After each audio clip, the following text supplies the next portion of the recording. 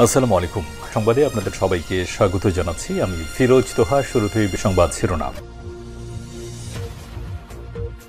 বাংলাদেশের সর্বশেষ গুরুত্বপূর্ণ আপডেট সংবাদে আপনাকে স্বাগত। শুরুতেই সংবাদ শিরোনাম, পরে বিস্তারিত।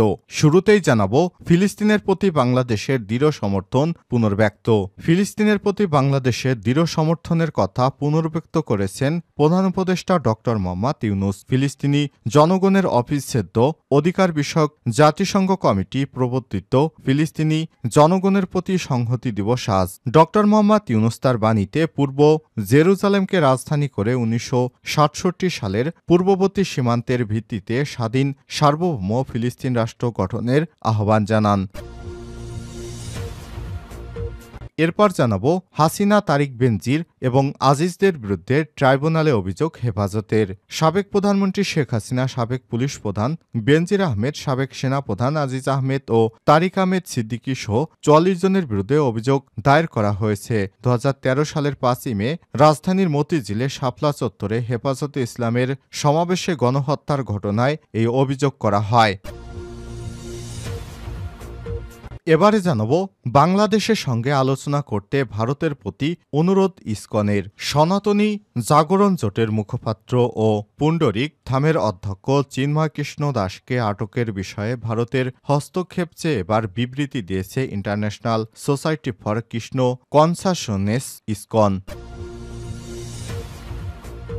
এদিকে সংবিধানে উপপ্রধানমন্ত্রীর পদ রাখা সহ আরও যেসব প্রস্তাব বিএনপির সংবিধান সংস্কার কমিশনের কাছে আনুষ্ঠানিকভাবে প্রস্তাবনা জমা দিয়েছে বিএনপি, যেখানে সংবিধানে উপপ্রধানমন্ত্রী, উপরাষ্ট্রপতি পরপর দুইবারে বেশি প্রধানমন্ত্রী না হওয়া, সংসদে উচ্চকক্ষ গণভোটের বিধান পুনঃপ্রবর্তন করার প্রস্তাব করা হয়েছে। এবারে জানাবো, ছাত্রদের উপর কঠোর হতে চায় না সরকার, বললেন স্বরাষ্ট্র উপদেষ্টা। অন্তর্বর্তীকালীন সরকারের কৃষি ও স্বরাষ্ট্র মন্ত্রণালয়ের উপদেষ্টা লেফটেন্যান্ট জেনারেল মোহাম্মদ জাহাঙ্গীর আলম চৌধুরী বলেছেন, কলেজের সমস্যা আলোচনা করে সমাধান করতে হবে। এজন্য আমাদের শিক্ষকরা রয়েছেন। কেউ রাস্তায় নামার প্রয়োজন নেই। আমরা চাই না আগের সরকারের মতো ছাত্র ভাইদের কঠোরভাবে দমন করতে। এবং সর্বশেষ জানাবো, বিক্ষোভে উত্তাল পাকিস্তান, ৪ নিরাপত্তা সদস্য সহ নিহত ৬। সাবেক প্রধানমন্ত্রী ইমরান খানের মুক্তি ও বর্তমান সরকারের পদত্যাগের দাবিতে পাকিস্তান তেহরিক ইনসাফ পিটিআইয়ের ডাকা ইসলামাবাদমুখী জনস্রোতে উত্তাল পাকিস্তান। বিক্ষোভ মিছিলে কার্যত অবরুদ্ধ হয়ে পড়েছে দেশটির রাজধানী ইসলামাবাদ। এই সংঘর্ষে এখন পর্যন্ত দেশটিতে ৬ জন নিহত হওয়ার খবর পাওয়া গেছে। আজ নিরাপত্তা বাহিনীর সঙ্গে পিটিআই নেতাকর্মীদের দফায় দফায় সংঘর্ষের ঘটনা ঘটে। প্রিয় দর্শক, এতক্ষণ শুনছিলেন সংবাদ শিরোনাম, এবারে বিস্তারিত। তবে তার আগে বন্ধুরা, অনুরোধ থাকবে এই সংবাদটিতে একটি লাইক দিন। এই চ্যানেলে আপনি নতুন হয়ে থাকলে আমাদের সংবাদটি দেখতে দেখতে চ্যানেলটি সাবস্ক্রাইব করে রাখুন। কমেন্ট করে আপনার মূল্যবান মতামত জানিয়ে দিন বন্ধুরা, আপনি বিশ্বের কোন দেশ থেকে বা বাংলাদেশের কোন স্থান থেকে আমাদের সংবাদটি দেখছেন এবং শুনছেন। আর বন্ধুরা, সংবাদটিতে লাইক দিয়ে আমাদের সঙ্গেই থাকুন। এবারে বিস্তারিত। ফিলিস্তিনের প্রতি বাংলাদেশের দৃঢ় সমর্থন পুনর্ব্যক্ত। ফিলিস্তিনের প্রতি বাংলাদেশের দৃঢ় সমর্থনের কথা পুনর্ব্যক্ত করেছেন প্রধান উপদেষ্টা ডক্টর মোহাম্মদ ইউনূস। ফিলিস্তিনি জনগণের অবিচ্ছেদ্য অধিকার বিষয়ক জাতিসংঘ কমিটি প্রবর্তিত ফিলিস্তিন জনগণের প্রতি সংহতি দিবস আজ। ডক্টর মোহাম্মদ ইউনূস তার বাণীতে পূর্ব জেরুজালেমকে রাজধানী করে ১৯৬৭ সালে পূর্ববর্তী সীমান্তের ভিত্তিতে স্বাধীন সার্বভৌমত্ব ফিলিস্তিন রাষ্ট্র প্রতিষ্ঠার আহ্বান জানান। গাজায় নিরীহ মানুষ, বিশেষ করে নারী ও শিশুদের রক্ষায় অবিলম্বে যুদ্ধবিরতির উপর গুরুত্ব দেন তিনি।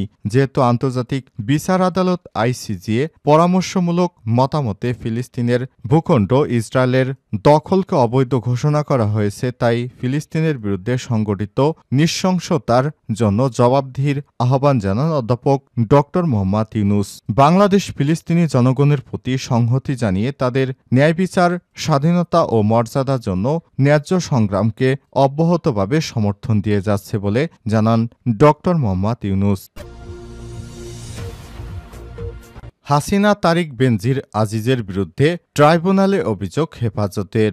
সাবেক প্রধানমন্ত্রী শেখ হাসিনা, সাবেক পুলিশ প্রধান বেনজির আহমেদ, সাবেক সেনাপ্রধান আজিজ আহমেদ এবং তারিক আহমেদ সিদ্দিকী সহ ৪৪ জনের বিরুদ্ধে অভিযোগ দায়ের করা হয়েছে। ২০১৩ সালের ৫ই মে রাজধানীর মতিঝিলের শাপলা চত্বরে হেফাজত ইসলামের সমাবেশে গণহত্যার ঘটনায় এই অভিযোগ দায়ের করা হয়েছে। আজ মঙ্গলবার আন্তর্জাতিক অপরাধ ট্রাইব্যুনালের চিফ প্রসিকিউটর বরাবর এই অভিযোগ দায়ের করেন হেফাজতে ইসলামের নেতা জুনায়েদ আল হাবিব। এর আগে মুফতি হারুন ইজহারের পক্ষে ট্রাইব্যুনালে আরেকটি অভিযোগ করা হয়। সেখানে শেখ হাসিনা, আওয়ামী লীগের সাধারণ সম্পাদক ওবায়দুল কাদের, সাবেক মন্ত্রী রাশেদ খান মেনন, ঢাকা দক্ষিণ সিটি কর্পোরেশনের সাবেক মেয়র শেখ ফজলে নূর তাপস, সাবেক মন্ত্রী হাসান মাহমুদ, সাবেক এমপি হাজী সেলিম, সাবেক প্রধানমন্ত্রীর উপদেষ্টা সালমান এফ রহমান, নারায়ণগঞ্জের সাবেক এমপি শামীম ওসমান, সাবেক প্রধানমন্ত্রীর উপদেষ্টা তারিক আহমেদ সিদ্দিক, সাবেক আইজিপি একেএম শহীদুল হক, সাবেক আইজিপি বেনজির আহমেদ, র্যাবের